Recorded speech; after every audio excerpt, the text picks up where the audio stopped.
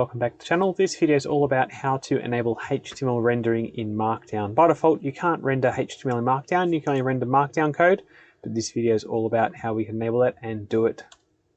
So for this video, you need to have at least Hugo version 0.60 installed, and that's because we'll be doing the goldmark configuration for the goldmark Markdown renderer. We'll also be using Visual Studio Code, so you need to have that set up.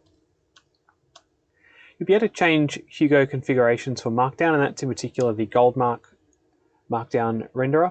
And you'll also be able to configure Hugo to render HTML within Markdown files.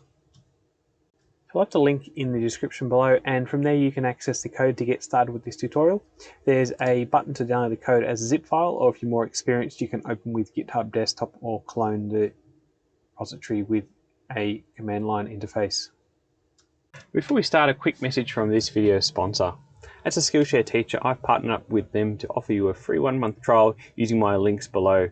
I personally produce full-length Hugo courses on Skillshare, and there are many other great teachers on Skillshare ready to help you level up your skills for your next big project. Click on the links below to explore my courses and get a 1-month free trial. You can cancel at any time. You'll also be supporting this channel.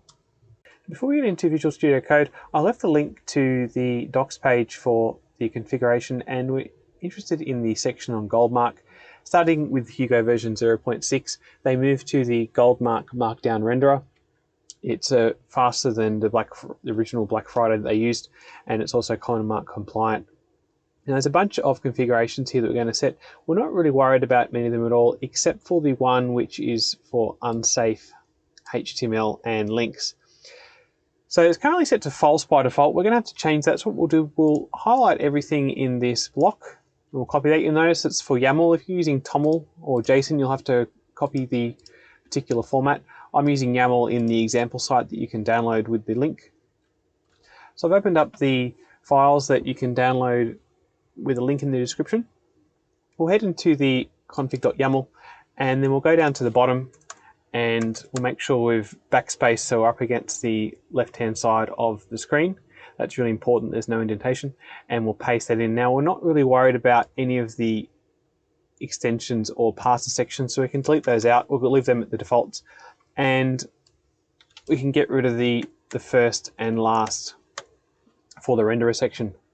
So we'll leave it at false for now. Then what we'll do is we'll go into our content and index.md, and you'll notice we've got our text here for the front page of the website. Then what we'll do is we'll put a link in. So for example, we'll do http://www.google.com. We'll put HTTPS in there just to make sure it's compliant. And then we'll put some advanced parameters in. So for example, we'll do target equals underscore blank.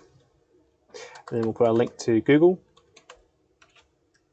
So we'll save that, and then we'll run the development server. So we'll run Hugo server.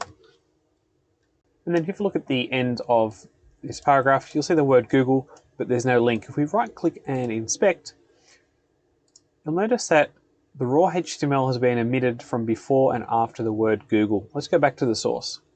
So we've got the A tag before and after the word Google, but that's been removed. If we go to our config and we change unsafe to true, then we'll check out the site. So now the link's being pulled through, and that's the raw HTML has come through unaltered. And there's no restriction there. So you can put any HTML you like into front matter, however complex you want it, and it will go straight through. However, I do recommend try to stick to Markdown as much as you possibly can without lettering it with HTML. It makes it much easier for other people to update the code later on. So I'll left a copy of that config snippet in the description below if you want to copy and paste it straight into your project. If you've got any questions or comments, please leave them in the comment section below. And remember to subscribe and click that bell button to get regular updates of all the videos that I release, usually at least once a week.